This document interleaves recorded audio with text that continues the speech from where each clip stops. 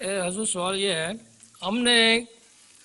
کبھی یہ نہیں سنا کہ کوئی حکومت کسی مذہبی فرقہ کو اقلیت یا غیر مسلم قرار دے۔ میرا خیال ہے کہ پاکستان میں احمدی مسلمانوں کو اس لیے غیر مسلم قرار دیا گیا ہے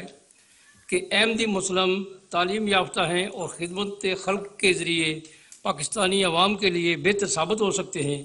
اس لیے ملکی اور غیر ملکی حکومتیں یہ نہیں چاہتی کہ احمدی مسلم یہ کام کر سکیں۔ کیا یہ میرا خیال درست ہے یا کوئی اور وجہ ہے؟ 100% درست ہے۔ اصل بات جیلسی ہے۔ دیکھیں، آپ مسلمانوں میں سے علماء کی وہ تحریک جو خالصتاً احمدیت کی مخالفت پہ شروع سے وقف رہی ہے، ان کی تاریخ کا مطالعہ کریں۔ وہ ہر کوشش کے بعد، اپنی ناکامی کو محسوس کرنے کے بعد یہ سمجھ چکے کہ جو ہتھیار ہم نے احمدیت کو روکنے کے لیے استعمال کیے وہ کارگر نہیں ہوئے، احمدیت اس سے باہر نکل گئی، اور ان کا ایٹیچیوڈ سٹف ہوتا چلا گیا، اور زیادہ سٹف ہوتا چلا گیا،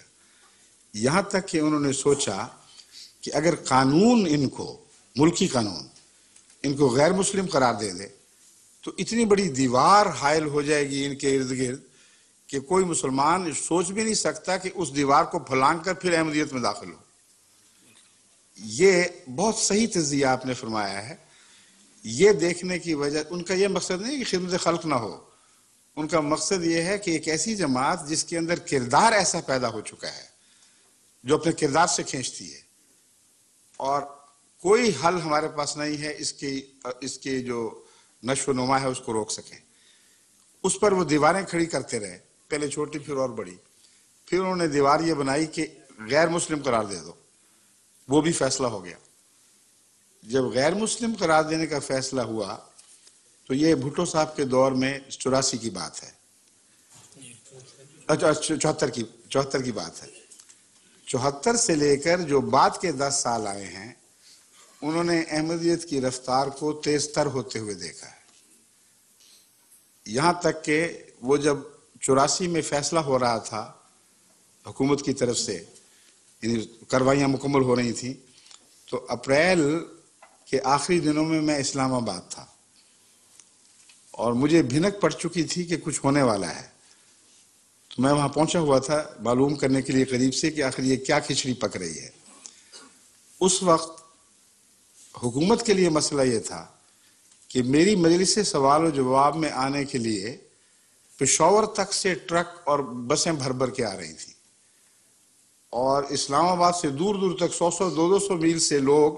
یہ پتہ کر کے کہ امام جماعت احمدیہ وہاں پہنچا ہوا ہے اور اس کی مجلس میں ہر ایک کو کھلا سوال کرنے کی اجازت ہے، علماء بھی آ رہے تھے اور دوسرے بھی آ رہے تھے۔ اب یہ بات آن ریکارڈ ہے کہ حکومت نے دفعہ 144 لگا کر ان لوگوں کے رستے روکے اور کہا کہ ان کو یہاں پہنچنے کی اجازت نہیں ہے۔ اگر ہم باطل تھے تو ان کو چاہیے تھا کہ علماء بیچ میں داخل کرتے اور وہ کھلے سوال کر کے اس مجلس میں جس میں میں پابند تھا سب کو جواب دینے کا، اس میں ہمیں جھوٹا ثابت کرتے۔ یہ آن ریکارڈ بات ہے، یہ تو حکومت کے جو ریکارڈ ہیں ان کو کوئی اب تبدیل نہیں کر سکتا، یہ تاریخ کا حصہ بن چکے ہیں۔ جو اٹک پہ پوسٹ تھی برج پہ، اس پر 3 بسیں پٹھانوں کی واپس کی گئیں جو قبائلی علاقے سے یا دوسری جگہوں سے اس مجلس میں شامل ہونے کے لیے آ رہے تھے، لیکن کمزوری کا حال یہ تھا کہ پھر بھی مسجد بھر جاتی تھی اور اچھل جاتے تھے لوگ باہر۔ حالت یہاں تک پہنچی، میرے پاس اس کی ریکارڈنگ ہے بڑی دلچسپ، کہ میں نے کہا کہ جس ملٹری کے حوالے سے احمدیت کو دراصل غیر مسلم قرار دیا گیا ہے، یعنی اسلام سے باہر قرار دیا گیا ہے، وہاں مجلس لگنی چاہیے۔ چنانچہ وہ جو ملٹری کا دائرہ ہے راولپنڈی کے سے ایک طرف، کیا علاقہ وہ کہلاتا ہے جو پشاور روڈ کے ارد گرد ہے، ہاں کینٹ کا علاقہ، وہاں مجلس لگائی، وہاں ان کے جرنیل آئے، وہاں ان کے بریگیڈیئرز آئے، وہاں ہر طبقے کے افسران آئے، ان کی ریکارڈنگ ہوئی اور وہ ویڈیو ہمارے پاس محفوظ ہے۔ وہ افسران جنہوں نے شروع میں بڑھ بڑھ کر سوال کیے اور ثابت کرنا چاہا کہ حکومت نے جو اقدامات کیے تھے وہ درست تھے،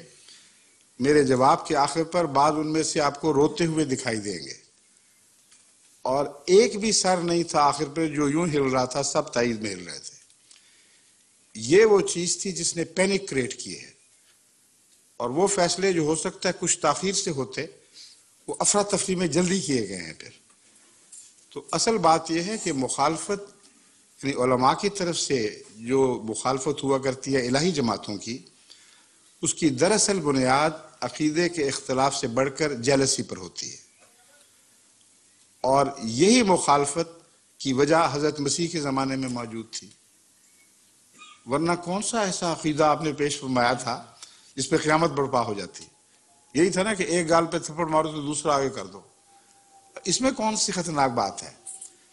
مگر اس وقت کے علماء جانتے تھے کہ یہ انقلابی بات ہے، حالات ایسے پک چکے ہیں کہ اب یہی عقیدہ ہے جو پنپے گا، اور ظلم کا عقیدہ اب نہیں چل سکتا۔ وہی صورتحال احمدیت نے عملاً اسلام کے دائرے میں پیش فرمائی، اور اس سے گھبرا کر علماء نے ایک کے بعد دوسری کوشش کی۔ پھر زیاد صاحب تشریف لے آئے اور یہ واقعہ ہو گیا کہ ان کو اسلام مسلمان کہلانے کی اجازت نہیں، کلمہ پڑھنے کی اجازت نہیں، مسلمانوں کی طرح چلنے پھرنے کی اجازت نہیں ہے، مسجد کو مسجد کہنے کی اجازت نہیں، اذان دینے کی اجازت نہیں۔ یہ سب کچھ کیا نا؟